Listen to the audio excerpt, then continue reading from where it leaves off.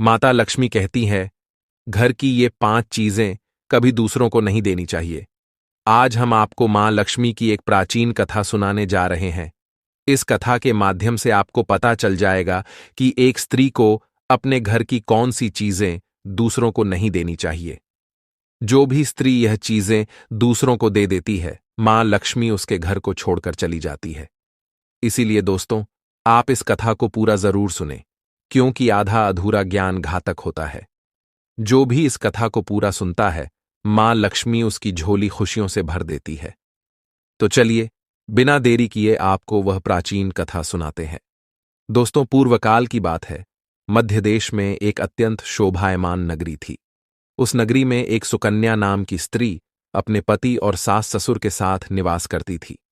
सुकन्या एक पतिव्रता नारी थी, जो सत्य धर्म का पालन करने में तत्पर और गृह कार्य में दक्ष थी। सुकन्या का स्वभाव अत्यंत दयालु था। वह सदैव दूसरों की सहायता किया करती थी। सुकन्या का पति संजय एक वैश्य था। उसकी अनाज की एक दुकान थी। वह बाजार में लोगों की जरूरत की चीजें बेचा करता था। सुकन्या अपने पति से बहुत अधिक प्रेम करती थी। वह अपने पति को ही परमेश्वर मानकर उसकी सेवा करती थी। सुकन्या नित्य पति से पहले जागती थी। अपने घर का आंगन को स्वच्छ करती थी। फिर रंगोली बनाकर आंगन की सजावट करती थी। उसके बाद वह अपने घर को स्वच्छ करती। फिर स्नान आदि कार्य संपन्न करके वह तुलसी को जल देती थी और देवी देवताओं का पूजन करती थी। इस प्रकार से वह रोज अपने नित्य कर्म करती थी। सुकन्या ने कभी किसी का अनादर नहीं किया। वह सभी के साथ मधुर वाणी में बातें करती थी। सभी लोग सुकन्या को देखकर कहने लगे थे कि यह तो साक्षात लक्ष्मी के समान गुणों वाली स्त्री है। यह अपने परिवार का कितने अच्छे से ख्याल रखती है। इसके अलावा सुकन्या दान धर्म करते समय कभी अपने हाथ पीछे नहीं खींचती थी। उसके द्वार पर जो भी याचक आता, वह उसे दान दिए बगैर नहीं भेजती थी। उसके द्वार से कोई खाली हाथ नहीं जाता था। जो भी भूखा उसके द्वार पर आता, तो वह भरपेट भोजन करके ही लौटता था, जिससे उसके द्वार पर आए हुए सभी याचक अत्यंत प्रसन्न होकर उसे आशीर्वाद देकर लौट जाते थे। इतना ही नहीं, सुकन्या अपने पड़ोसियों की भी सहायता करती थी। उसके पड़ोस में जो भी गरीब और दुखी लोग रहते थे, उन्हें भी वह नित्य भोजन दिया करती थी। पड़ोसियों को जो जो चीजें लगतीं, सुकन्या बिना विचार किए ही दे दिया करती थी, जिस कारण से सुकन्या के पड़ोसी भी उसका बहुत अधिक सम्मान करते थे। वे कहते थे, अहो, यह सुकन्या तो साक्षात देवी है। देवी साक्षात मां अन्नपूर्णा ने ही सुकन्या के रूप में जन्म लिया है। लोग जब भी सुकन्या की प्रशंसा करते, तो वे सभी उसके विषय में अच्छी बातें ही कहते। लेकिन लोगों की बातें सुनकर भी सुकन्या ने कभी घमंड नहीं किया। वह उन सभी को आदर और सम्मान से ही बातें किया करती थी। फिर एक दिन की बात है। सुकन्या की एक पड़ोसन उसके घर पर आती है। सुकन्या उसका स्वागत करती है और बड़े प्रेम से उसे कहती है, हे बहन, हमारे घर में तुम्हारा स्वागत है। आज किस कारण से तुम्हारा मेरे घर पर आगमन हुआ है? यदि कोई वस्तु चाहिए तो मुझसे मांग लो, मैं तुम्हारी अवश्य मदद करूंगी। सुकन्या की पड़ोसन कहती है, हे सुकन्या बहन, आज मेरे घर पर बहुत से रिश्तेदार आए हैं। उनके लिए मैं भोजन बना रही हूँ। इसीलिए मैं तुम्हारे पास रोटी बनाने के लिए चकला बेलन और तवा मांगने आई हूँ। यदि तुम कुछ समय के लिए मुझे चकला बेलन और तवा दे दोगी तो बड़ी कृपा होगी। मैं काम हो जाने के बाद तुम्हें जल्दी ही लौटा दूंगी। सुकन्या कहती है, हे बहन, इसमें क्या बड़ी बात है? अभी मुझे चकला बेलन की आवश्यकता नहीं है, इसीलिए तुम मेरा चकला बेलन और तवा ले जा सकती हो। रुको, मैं अभी तुम्हें लाकर देती हूँ। फिर सुकन्या रसोई घर में जाती है और रसोई घर से चकला बेलन और तवा लाकर उस पड़ोसन को देती है। तब पड़ोसन कहती है, हे बहन, तुम्हारा बहुत बहुत धन्यवाद। आज तुमने मेरा काम सफल कर दिया। मैं अपने मेहमानों को भोजन कराकर तुम्हारा चकला बेलन जल्दी से लौटा देती हूँ। सुकन्या कहती है, हे बहन, चिंता की कोई बात नहीं है। जब तुम्हारा कार्य पूर्ण हो जाएगा तब तुम मुझे लौटा देना। फिर वह पड़ोसन सुकन्या का चकला बेलन और तवा लेकर चली जाती है। कुछ समय बाद अन्य एक स्त्री सुकन्या के घर पर आती है। सुकन्या उसका भी प्रेम से स्वागत करती है और पूछती है, पधारो बहन, आज तुम्हें मुझसे क्या काम है? संकोच ना करो और बताओ, तुम्हें मुझसे क्या चाहिए? मैं तुम्हारी मदद जरूर करूंगी। तब वह स्त्री कहती है, हे बहन, मेरे घर में बहुत गंदगी हो गई है और मेरे घर को साफ करने के लिए मेरे पास कुछ भी नहीं है। इसीलिए मैं तुम्हारे पास झाड़ू मांगने के लिए आई हूँ। यदि तुम्हें कोई समस्या ना हो तो कृपा करके मुझे अपने घर की झाड़ू दे दो। मैं अपना घर साफ करके तुम्हें झाड़ू लौटा दूंगी। सुकन्या बिना विचार किए ही कहती है, हे बहन, बस झाड़ू ही तो है, इसमें क्या समस्या हो सकती है? तुम रुको, अभी मैं तुम्हें अपने घर की झाड़ू लाकर देती हूँ। इतना कहकर सुकन्या घर के अंदर जाती है और झाड़ू लेकर आती है और उस स्त्री को दे देती है। वह स्त्री सुकन्या के घर की झाड़ू लेकर चली जाती है। फिर कुछ देर बाद अन्य एक स्त्री सुकन्या के घर पर आती है। सुकन्या उसका भी बड़े प्रेम से स्वागत करती है। सुकन्या कहती है, पधारो बहन, क्या बात है, आज मेरे घर पर किस कारण से आना हुआ? तुम्हें जो कुछ भी चाहिए निसंकोच होकर कहो, मैं तुम्हारी सहायता करने का प्रयास अवश्य करूंगी। तब वह स्त्री कहती है, हे सुकन्या बहन, तुम बड़ी दयालु हो। मैंने तुम्हारे बारे में बहुत सुना है और तुम सभी की मदद करती रहती हो। इसीलिए मैं तुम्हारे पास एक छोटी सी मदद मांगने के लिए आई हूँ।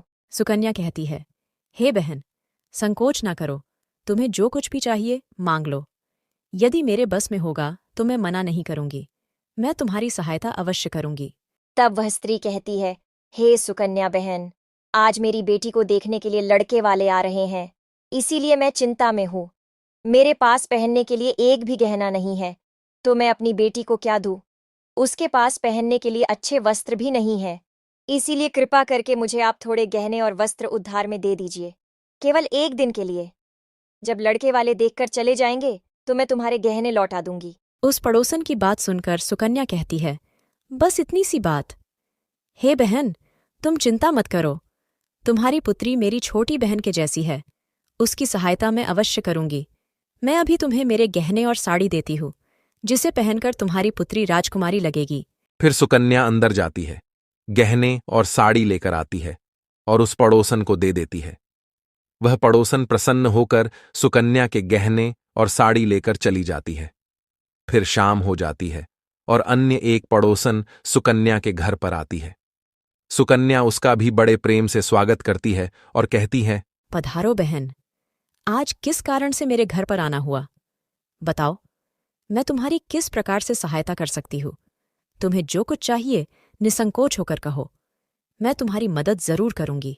वह पड़ोसन कहती है, हे सुकन्या बहन, तुम बड़ी दयालु हो और तुम सभी की मदद करती हो, इसीलिए मैं तुम्हारे पास आई हूँ।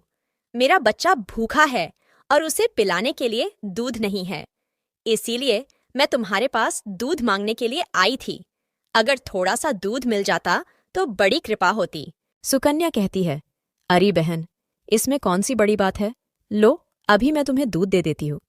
सुकन्या रसोई घर में जाती है और थोड़ा सा दूध लेकर आती है और उस पड़ोसन को दे देती है। वह पड़ोसन प्रसन्नता से उस दूध को लेकर चली जाती है। इस प्रकार से सुकन्या अपने सभी पड़ोसियों की मदद कर देती है और प्रसन्न होकर घर का काम करने में लग जाती है। फिर रात होते ही उसका पति घर पर लौट आता है।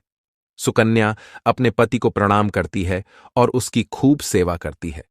रात को दोनों पति पत्नी आनंद से सो जाते हैं। फिर दूसरे दिन वे जागते हैं तो उन्हें एक बहुत ही बुरी खबर कानों पर पड़ती है।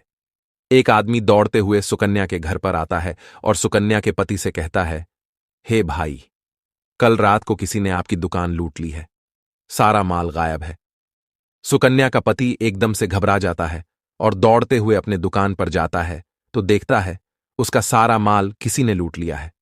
वह देखता है कि उसके दुकान में रखा हुआ सारा धन भी चोरी हो चुका है। वह दुखी और निराश होकर घर पर लौटता है और सुकन्या को सारी बात बताता है, जिसे सुनकर सुकन्या बहुत दुखी हो जाती है। सुकन्या कहती है, आप चिंता न कीजिए जी, हमारे घर में अभी बहुत सारा धन रखा हुआ है, जिससे आप फिर से व्यापार शुरू कर सकते हैं। फिर सुकन्या अपने घर की तिजोरी में देखती है तो वह भी पूरी तरह खाली दिखाई देती है। उसके अंदर का भी सारा माल अब चोरी हो चुका था। यह देखकर सुकन्या बहुत दुखी हो जाती है। उसे समझ में नहीं आता कि यह कैसे हुआ। सुकन्या का पति उस पर बहुत क्रोधित हो जाता है और पूछता है, सुकन्या, सच सच बताओ, हमारे घर के अंदर रखा हुआ सारा पैसा कहाँ गया? सुकन्या कहती है, हे स्वामी, मैं घर पर ही थी, सारा धन तिजोरी में ही था, किसने इसे चुरा लिया पता नहीं। कृपया आप शांत हो जाइए, हम कोई न कोई उपाय जरूर ढूंढ लेंगे। सुकन्या का पति कहता है, ये जो तुम दूसरे लोगों को घर पर बुलाकर खिलाती हो, अनजान लोगों को घर में बुलाती हो, उसी का फल है ये। उन्हीं में से किसी ने हमारे घर का सारा पैसा चुरा लिया है। क्रोध में आकर सुकन्या का पति उसे भला बुरा कहता है। सुकन्या की सास भी उसे बहुत कोसती है और कहती है, तुम ही इन पड़ोसियों को घर की चीजें देती रहती हो, बिना सोचे किसी की भी मदद कर देती हो। उन्हीं में से किसी ने सारा पैसा चुरा लिया है। घर के सभी लोग सुकन्या को भला बुरा कहने लगते हैं। फिर सुकन्या अपने पति को दिलासा देते हुए कहती है, हे नाथ, मैंने मेरे कुछ गहने हमारी पड़ोसन को दिए हैं, मैं उसके पास से गहने लेकर वापस आती हूँ। फिर सुकन्या उस गरीब पड़ोसन के घर पर जाती है तो देखती है उसके घर पर कोई नहीं होता है।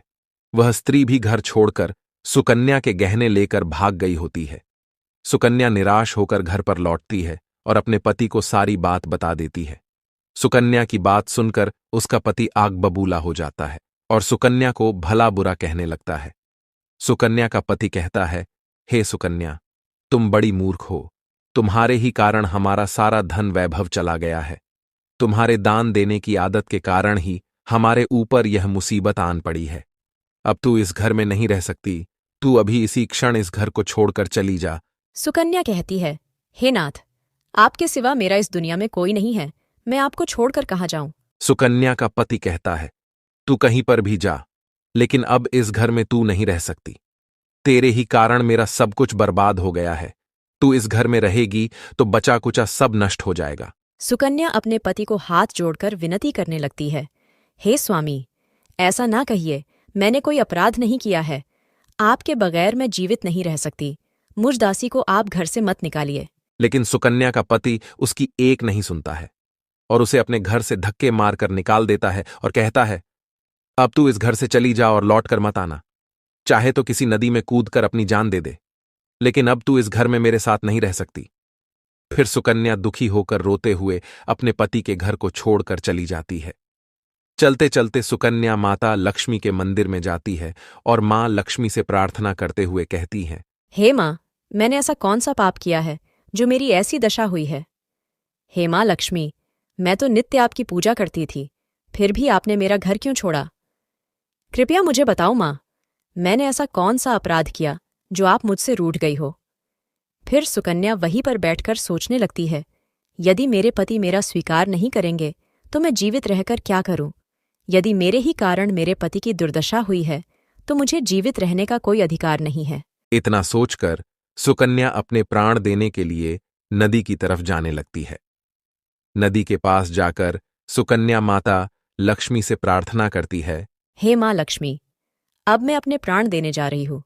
यदि मेरे द्वारा तुम्हारी पूजा में कोई कमी रह गई हो तो मुझे माफ करो। मैं अपने पति के बगैर जीवित नहीं रह सकती, इसीलिए अब मैं इस नदी में कूदकर अपने प्राण दे दूंगी। इतना कहकर सुकन्या नदी में कूदने ही वाली होती है कि साक्षात मां लक्ष्मी उस स्थान पर प्रकट हो जाती है। माँ लक्ष्मी सुकन्या से कहती है, रुक जाओ सुकन्या, रुक जाओ पुत्री, तुम यह क्या कर रही हो। सुकन्या आंखें खोलकर देखती है कि साक्षात मां लक्ष्मी उसके सामने खड़ी है।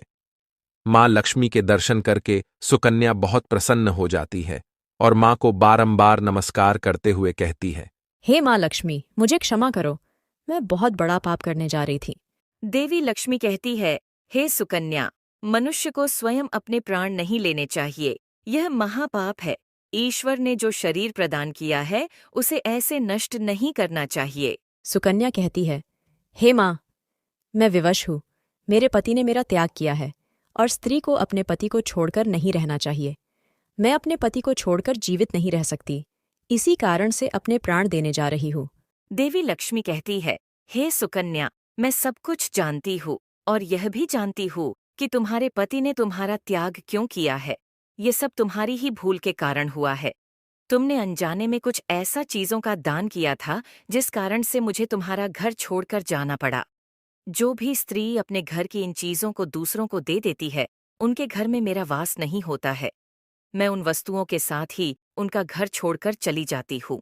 तब सुकन्या कहती है, हे माँ, ऐसी वह कौन सी वस्तुएं हैं, कृपया आप मुझे बताइए। मैंने कौन सी वस्तुओं का दान किया जिस कारण से आपने मेरे घर का त्याग किया है। देवी लक्ष्मी कहती है, हे पुत्री, अब तुम ध्यान से सुनो। मैं तुम्हें उन चीजों के बारे में बताती हूँ जो किसी भी स्त्री को दूसरों को नहीं देनी चाहिए। इन चीजों का दान करने पर मैं उस घर को छोड़कर चली जाती हूँ। हे सुकन्या, सबसे पहली वस्तु है चकला बेलन और तवा। किसी भी स्त्री को अपने घर का चकला बेलन और तवा कभी दूसरों को नहीं देना चाहिए। रसोई घर में इन वस्तुओं का महत्व सबसे अधिक होता है। इन वस्तुओं की पवित्रता सदैव ही बनी रहनी चाहिए। इन्हीं वस्तुओं से भगवान विष्णु को प्रसाद बनाया जाता है और तवे पर बनी पहली रोटी भी गाय को खिलाई जाती है। इसीलिए इन वस्तुओं को हमेशा स्वच्छ और शुद्ध रखना चाहिए। दूसरों को देने पर ये अपवित्र हो सकती है और फिर इनका उपयोग करना अशुभ फल प्रदान करता है। इसीलिए सुकन्या, तुमने अपने रसोई घर के चकला बेलन और तवा अपनी पड़ोसन को देकर पहली सबसे बड़ी भूल की है। आगे माँ लक्ष्मी कहती है, हे सुकन्या, अब तुम दूसरी वस्तु के विषय में सुनो। तुमने अपनी पड़ोसन को अपने घर में रखी हुई झाड़ू ही दे दी। जिस वस्तु में मेरा सदैव वास होता है, जो वस्तु मुझे सबसे अधिक प्रिय है, तुमने उसे ही दूसरे को दे दिया। तो फिर मैं तुम्हारे घर में कैसे ठहरती? हे सुकन्या, जो स्त्री अपने घर की झाड़ू दूसरों को दे देती है, मैं उसके घर को त्याग देती हूँ। झाड़ू से घर की स्वच्छता की जाती है और जहाँ पर स्वच्छता होती है, उसी स्थान पर मेरा वास होता है। ध्यान में रखना सुकन्या, घर में झाड़ू को हमेशा छिपाकर रखना चाहिए। झाड़ू पर बाहरी व्यक्ति की दृष्टि भी नहीं पड़नी चाहिए। झाड़ू एक अत्यंत पवित्र वस्तु है। इसे पैर नहीं लगाना चाहिए और इससे कभी विष्ठा आदि प्रकार की गंदगी साफ नहीं करनी चाहिए। माँ लक्ष्मी कहती है, हे सुकन्या, अब तुम तीसरी वस्तु के विषय में सुनो, जो एक स्त्री को कभी दूसरों को नहीं देनी चाहिए। वह वस्तु है आभूषण। एक स्त्री को अपने आभूषण कभी अन्य महिला को नहीं देने चाहिए। मैं सदैव ही आभूषणों में वास करती हूँ। स्त्री के 16 श्रृंगार में गहनों का बहुत अधिक महत्व होता है। एक विवाहित स्त्री को अपने आभूषण कभी अन्य स्त्री को पहनने के लिए नहीं देने चाहिए। जो स्त्री अपने आभूषण अन्य स्त्रियों को देती है, उसके जीवन में दुर्भाग्य आता है। हे सुकन्या, अब मैं तुम्हें चौथी वस्तु के विषय में बताती हूँ। किसी भी मनुष्य को शाम हो जाने के बाद कभी सफेद रंग की वस्तुओं का दान नहीं करना चाहिए, किंतु तुमने शाम के समय दूध का दान किया था। शाम को दूध का दान करने से जीवन में दुर्भाग्य आता है। शाम को सफेद रंग की चीजें दान करने से मनुष्य के जीवन में अशुभ काल आता है। माँ लक्ष्मी कहती है, हे सुकन्या, अब मैंने तुम्हें उन सभी वस्तुओं के बारे में बता दिया है जिनका कभी दान नहीं करना चाहिए। ये वस्तुएं कभी दूसरों को उधार में अथवा उपयोग के लिए नहीं देनी चाहिए। सुकन्या कहती है, हे माँ लक्ष्मी, मुझसे बड़ी भूल हो गई। मैं इन बातों से अनजान थी। कृपया मुझे क्षमा करो और अब मुझे प्रायश्चित करने का उपाय बताओ। देवी लक्ष्मी कहती है, हे सुकन्या, तुमने प्रायश्चित पहले ही कर लिया है, इसीलिए अब तुम अपने घर पर लौट जाओ। मैं तुम्हें तुम्हारा संपूर्ण वैभव और धन संपत्ति लौटा देती हूँ। इतना कहकर माँ लक्ष्मी उस स्थान से अंतर्ध्यान हो जाती है। फिर सुकन्या भी माँ लक्ष्मी को धन्यवाद करती है और उस स्थान से घर की तरफ जाने लगती है। तभी उसका पति ढूंढते हुए उसी की तरफ आ रहा होता है। वह सुकन्या के पास आकर उससे क्षमा मांगता है और कहता है, हे सुकन्या, मुझे माफ करो। मैंने तुम्हें बहुत भला बुरा कहा था। तुम तो साक्षात देवी के समान हो। माँ लक्ष्मी की कृपा से हमें अपना सारा धन वैभव वापस मिल गया है। जिन लोगों ने हमारा धन लूटा था, उन सभी ने हमारा धन हमें लौटा दिया और तुम्हारा नाम लेते हुए क्षमा मांग ली है। यह सुनकर सुकन्या बहुत प्रसन्न होती है और अपने पति के साथ घर पर लौट जाती है। माँ लक्ष्मी की कृपा से सुकन्या के घर में फिर से सुख समृद्धि आती है और उसके बाद से सुकन्या ने अपने घर की ये 4 चीजें कभी दूसरों को नहीं दी। तो दोस्तों, उम्मीद है आपको यह कथा पसंद आई होगी। वीडियो को लाइक जरूर करें और कमेंट में जय मां लक्ष्मी जरूर लिखें। साथ ही चैनल को सब्सक्राइब करें। आप सभी का धन्यवाद।